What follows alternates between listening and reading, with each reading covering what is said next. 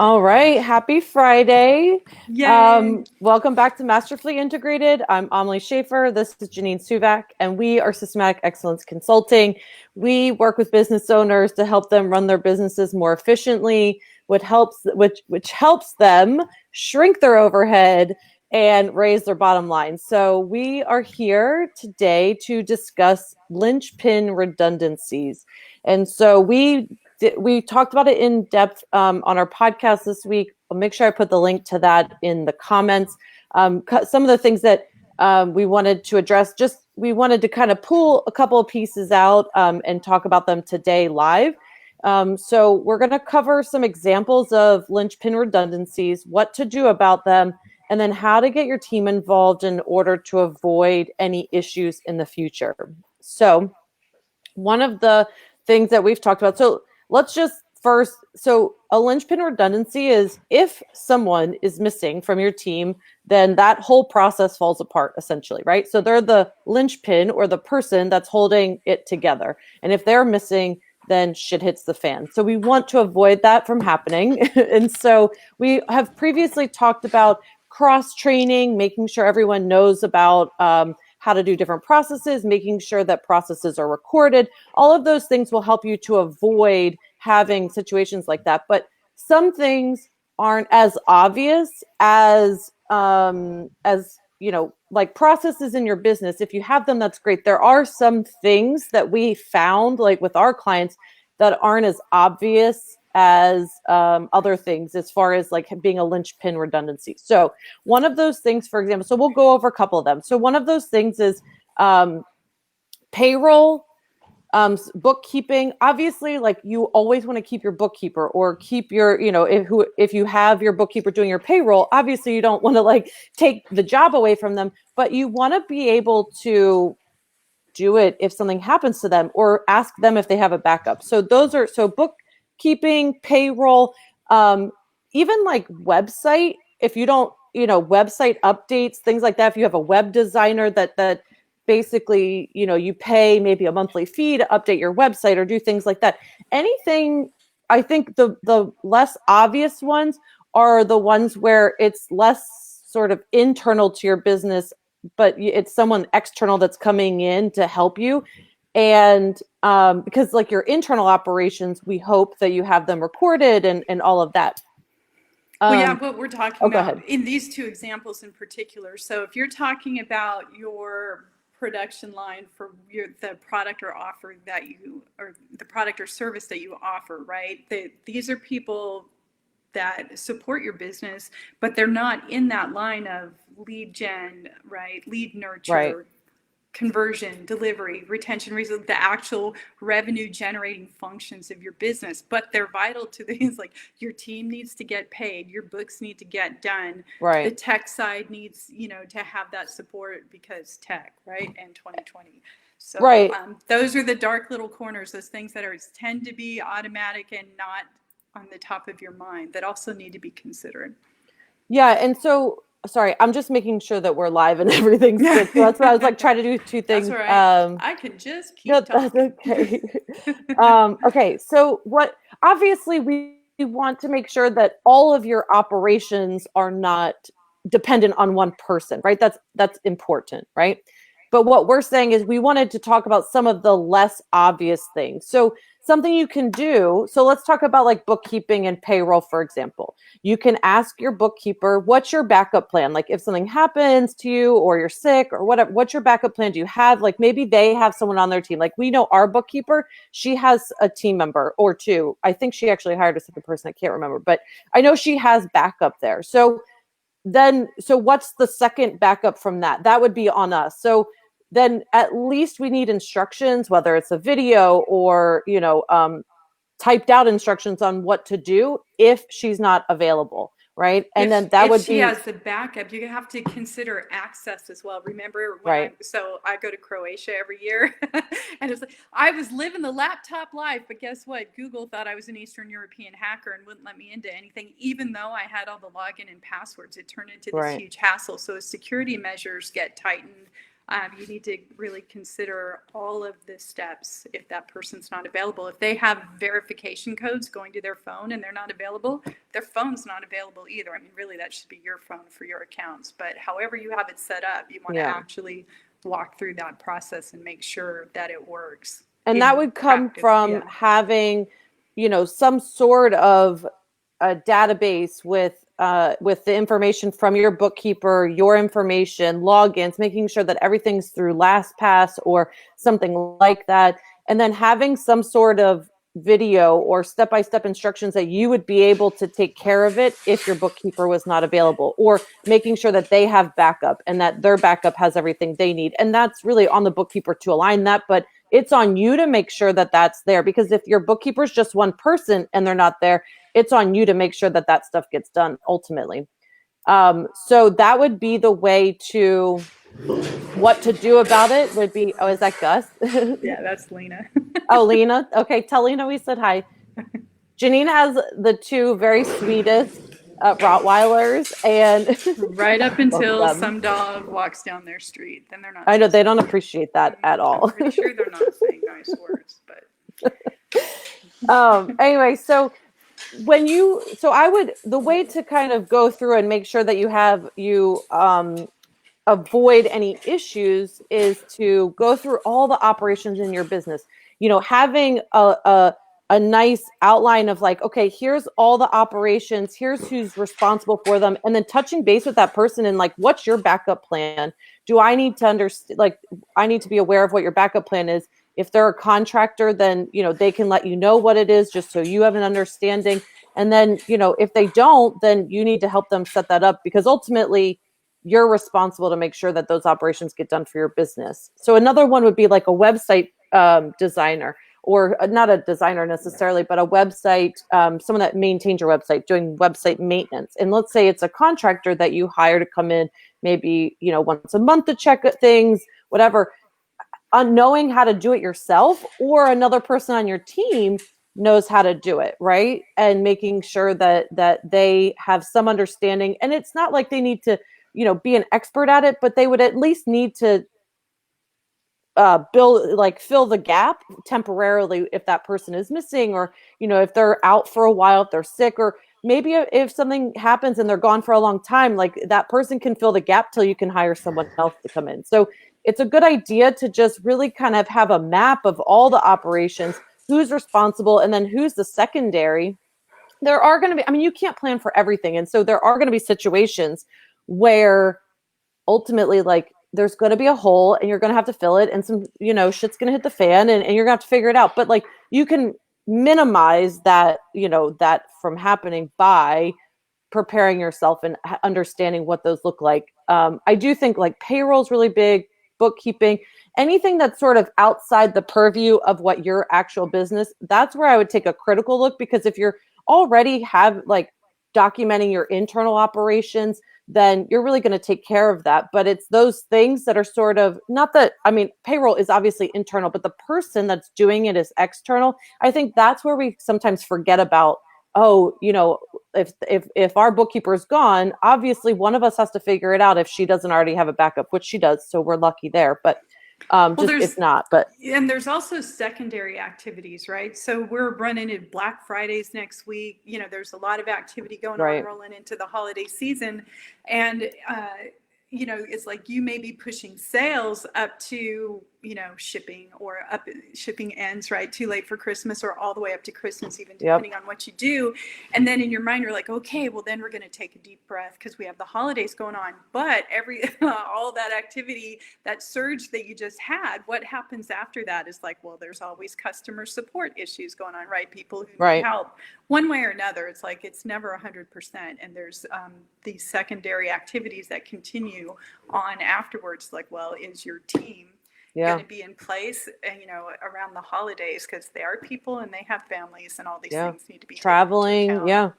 Even having a database of contractors that do what you already have a team member to do. Let's say you already have a contractor that does your website, or does your manufacturing, or whatever it might be. You already have a business that you contract, or you give things to, but you have a database as a backup, right? Like we have a database of contractors that we work with. So anytime I need something, like if we don't have someone or we need a backup for something, I have a list of people. I have a form that we fill out. Hey, fill this out. Just, we don't have any work right now, but we can use it for our referral network to refer to our other clients, but also we can bring them on if we get into a pinch, right? So not only do we have cross training internally to our team, but then we also have a database of people that we can reach out to say, hey, listen, we're in a pinch. This is what we need. Now, it will take time to train them, bring them on and stuff, but we have people that we can reach out to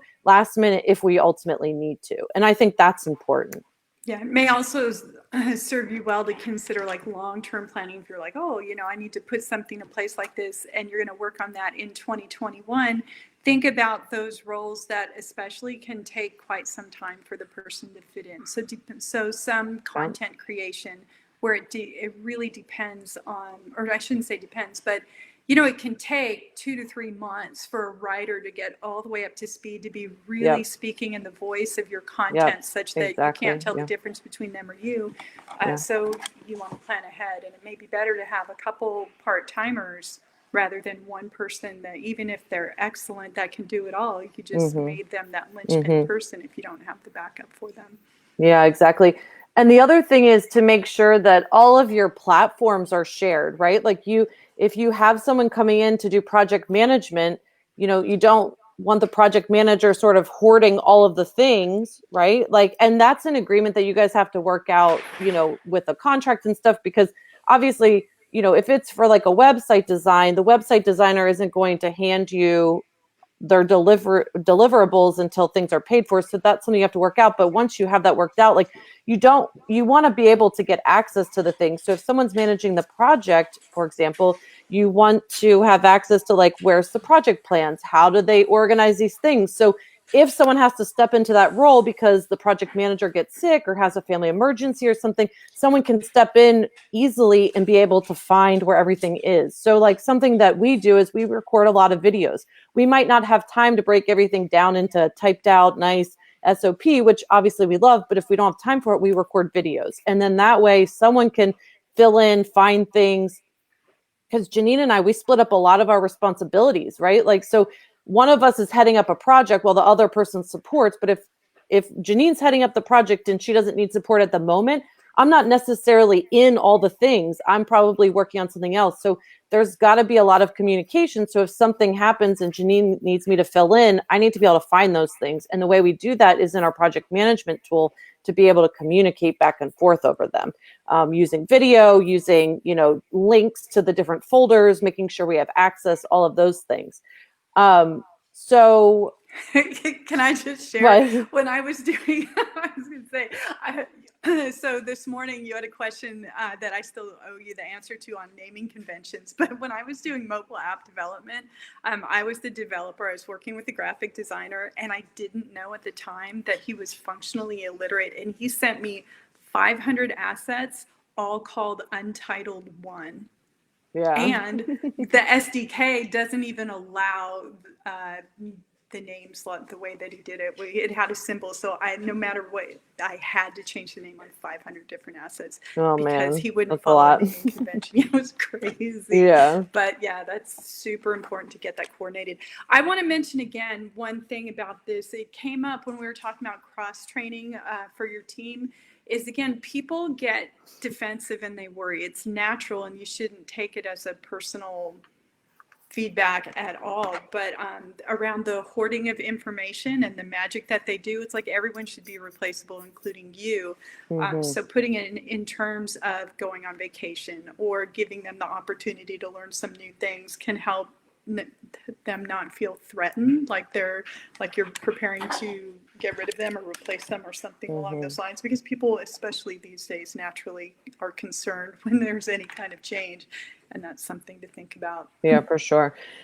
So we didn't mention, but I think one of the most important things is you as the business owner or the CEO, as you move into that role and out of the operations, is you absolutely 100% need to figure out what is it that you do that no one else knows how to do, and figure out are you comfortable making sure that there is someone else that knows how to do it, because if you're sick, if you're out, or, if you need to take a week away, or two, the 14-day vacation, or whatever, if you have a family emergency, like, what are you, where are you the linchpin? And that is a good place to start. Yeah, and I was going to say, don't look for perfection, right? We've Amelie and I've dealt with this with clients and hiring a sales team, right? Where it's like the CEO traditionally always has the best sales rate of anybody, no matter what kind of a hotshot salesperson you bring in. It's because they're the CEO and they can make snap decisions that no one else necessarily has the authority to. But what we're talking about with Linchpin redundancy is like the complete breakdown. So like in these sales team we were talking about, is like, well, if you hire two people that have a sales rate of 80% of yours, then you've replaced yourself and are setting your company up for growth with right. that, that 160% of what you were doing. Even though one individual isn't necessarily performing all the way, they're still performing and the process hasn't broken down. Yeah.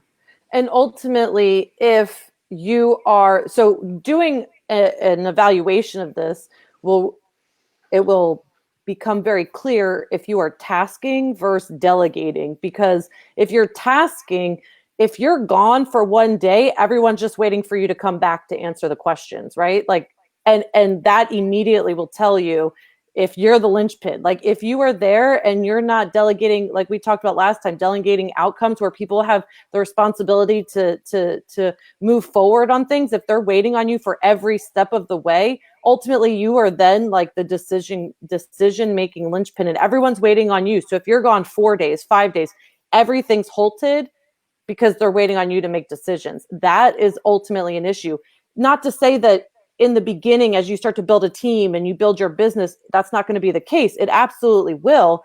But as you progress, it's ideal to get to a place where that is not the case anymore, and recognizing that. And so the last thing we wanted to talk about is how to get your team involved in kind of avoiding these situations where, you come up to like the week before Thanksgiving and you're like, oh my gosh, I have like 4 people that are going to be gone for these days. And all of these processes are going to get lost. Like, having a feedback loop for your team, and actually asking them, hey, where do you see a situation where any one of you would be gone and there is a process that would completely shut down if one of you is gone, and asking them to evaluate what they're doing, or even if they notice it from someone else, not that they're pointing fingers, but if they can see the holes, because not everyone has a different perspective depending on the position and role that they play. And so asking them to give you feedback on that is really the ideal situation, because you're going to get it from all different angles. And then having a way for them to provide feedback, and not just feedback, but solutions. Like, that's the biggest thing. When people give me feedback, I'm open to hearing any feedback, but I want solutions. Don't just come to me and tell me, here's the problem. Okay, well, that's great, but like, what the hell do I do with it? Like, if you're going to come to me and give me feedback, give me a solution and we can move forward from there, Yeah, I was going to say, if you have to have the feedback to fix the problem, then you're still a linchpin. So that is a problem. And everything you just described should be a part of quarterly planning. And it should also be a part of project planning. So you've planned for the quarter, when people are going to be taking time off. But as you bring on new projects, it's like you need to make sure those calendars are coordinated, and where there's going to be holes in your team for periods of time, you need to account for that in your planning so you don't have angry clients. Set expectations properly, or fill the gaps one way or another. And all that should be integrated. Not a surprise. It should never be well, I always say, this is in case somebody gets hit by a truck. If someone actually gets hit by a truck, that's a surprise. But you should have a plan for that. Yeah. So just to recap really quickly, some of the examples that we gave for linchpin redundancies that we have found that our clients sort of forget about, or we find that typically are left as linchpin redundancies, are things like payroll, bookkeeping, someone that maintains your website maintenance, something like that, like something that's a little bit outside the direct internal operations to your business. Suppliers have been a big issue Suppliers, this year too, right? Exactly. So The way that you would go about doing this initially is to do an evaluation, have your operations mapped out and listed with the person that's like who's doing it, find out what their backup is. If they're a contractor, they really should have a backup, as part, like if you're hiring a company, they should have a backup, but you're allowed to ask who that is, right? But if it's You an should internal, ask. Yeah, don't ever count on it. Your business depends on you right. knowing it. So it's Yeah. but for internal, right? Like then you need to speak to your team. What are some of the things? Where do we have linchpin redundancies? Explain to them what it is, ask them for feedback and solutions. So the first thing would be to really evaluate all of that. And then get your team involved to help you, and ask your contractors that you have working on your team or involved in a project, who is their backup, who's going to be there to support if they're gone or if they're on vacation, anything like that.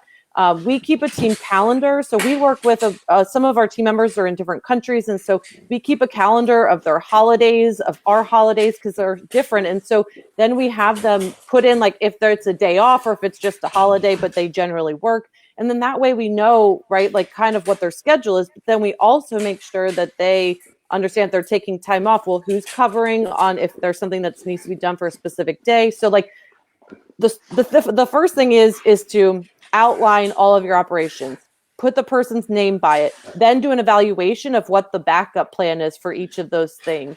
Obviously, you're not going to be able to plan for everything, but the best thing you can do is just to start an evaluation and then get feedback from your team. So those are recommendations for taking care of any linchpin redundancies. Make sure you also take a critical look at yourself, as far as being the business owner and the leader, because ultimately a lot of what we have found with our clients is that they're really the biggest one, right? And so taking a critical look at yourself will also help. If you need help with this, if you have questions, if you want an outside perspective, someone to come in and help you to figure these things out, look at your business operations and determine where you have these linchpin redundancies, you're more than welcome to we have like an hour consulting where we can come in, we'll give you all of our brain power for an hour, and help you take a critical look at what you have going on in your business. I'll put the link to book a call with us. We have, like I said, we have an hour. We also do a full intensive, but I think the best first step would just to get on a call so we can figure out what would be the next best step, how we could support you. So I'll put the link to the podcast episode and to book a discovery call with us in the comments. If you catch the replay, give us a hashtag replay. If you have any questions, make sure you put them in the comments and we will get back to them. We will be back here next week. It's Black Friday next week. It's Black Friday. We'll still be here. And we hope that you have a happy Thanksgiving and stay safe. And we'll see you next week. Have a good one. Bye.